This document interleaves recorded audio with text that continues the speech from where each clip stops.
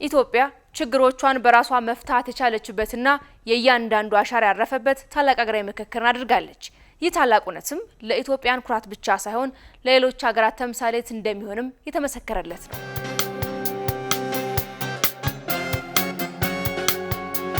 በኢትዮጵያ የተካሄደው የሀገራዊ ምክክር ጉባኤ የሀሳብ ልዩነቶችን በውይይት የመፍታት ባህልን ያዳበረና ትልቅ ስኬት ታየበትም ሆኖ ይቀርባል። ኢትዮጵያውያን ለበርካታ ዘመናት የሀሳብ ልዩነቶችን በኃይል አማራጮች ለመፍታት ሲጥሩ ቆይተዋል። አሁን ደግሞ ለችግሮቻቸው ምክክርን መፍትሄ አድርገው ማሸነፍ እንደሚቻል አሳይተዋል። በሀገራዊ ምክክር ጉባኤ የተገኘው ውጤትም ታሪክ ቀያሪ መሆኑ ይገለጻል። ሁሉም ኢትዮጵያዊ በየፈርጁ መጥቶ ተወክሎ አዲስ ምዕራፍ ከፍቷል። ሀገርን ማዕከል በማድረግ ሀገራችን ወደፊት ምን መሆን አለባት፣ እንዴት እንስማማለን፣ እንዴት እንፋቀራለን የሚል ነገር ነው። በጣም ለመዳሰስ ምንሰጋው ጉዳዮችን አንድ በአንድ ዳሰን ያለፍንበት ይሄ ነገር ወደ ተግባር የምንቀይር ከሆነ በትክክልም ኢትዮጵያ እንደ አዲስ ትወለዳለች ብዬ ተስፋ አደርጋለሁ። ኢትዮጵያ ለበፊትም የተሳለው ምክክር የተሳለው ለውጥ እንደሚታገኝ ይሄን ምክክር እኔ ደስ ብሎኛል። እኛም ከዚህ ሄደን አሁን የምናስተምረው ምክክር በውይይት የሚለውን ነገር ነው።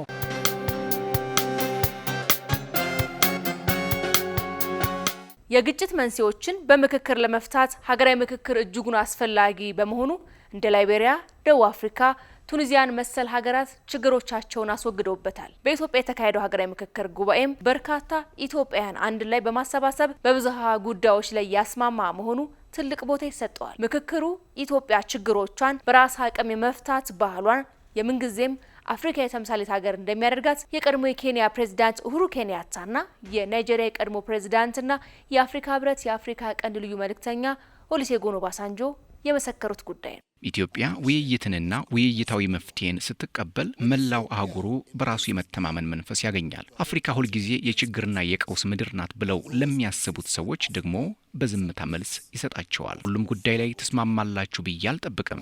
ነገር ግን በውይይት መፍትሄን ለመፈለግ መወሰኑ በራሱ ትልቅ ጅማሮ ነው። አብራችሁ በውይይት በሁሉን አቀፍነት ሰላምና በብልጽግና መንገድ ላይ ስትጓዙ ለወደፊቱ ትውልድ የምታበረክቱት ስጦታ የሞት የደም መፋሰስና የጥፋት ማብቂያ ይሆናል። የኢትዮጵያ ሀገራዊ ምክክር ኮሚሽን ዛሬ ላይ ለመድረሱ በርካታ ሂደቶችን አልፏል።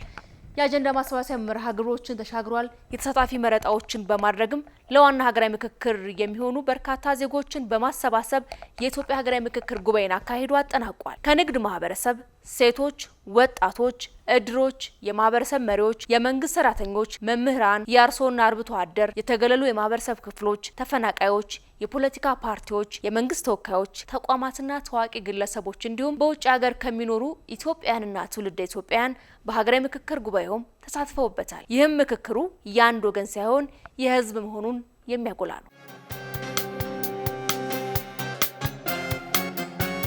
በአጀንዳ ማሰባሰቢያ መርሃ ግብር የተመረጡት 4000 ኢትዮጵያውያን ከሐምሌ 8 2018 ጀምሮ ለ38 ቀናት በተካሄደው የሀገራዊ ምክክር ጉባኤ ያደረጉት ውይይት የዲሞክራሲ ልምምድ በተግባር የታየበትም ሆኗል። ጉባኤው ኢትዮጵያውያን በማገናኘትና ችግሮችን ወደ ጠረጴዛ ያመጣ መሆኑን ተመካካሪዎች አንስተዋል። ሌሎች ሀገራት በጦርነትና በተለያዩ አለመረጋጋት ላይ ያሉ ሀገራት በደንብ ኢትዮጵያን ቢጠቀሙበት ትምህርት ይወስዱበታል ብዬ ነው ማስበው። በአጠቃላይ አንተ ብቻ የሚታወራው ነገርና ተዋይቶ የሚያወራው ነገር አንድ አይደለም።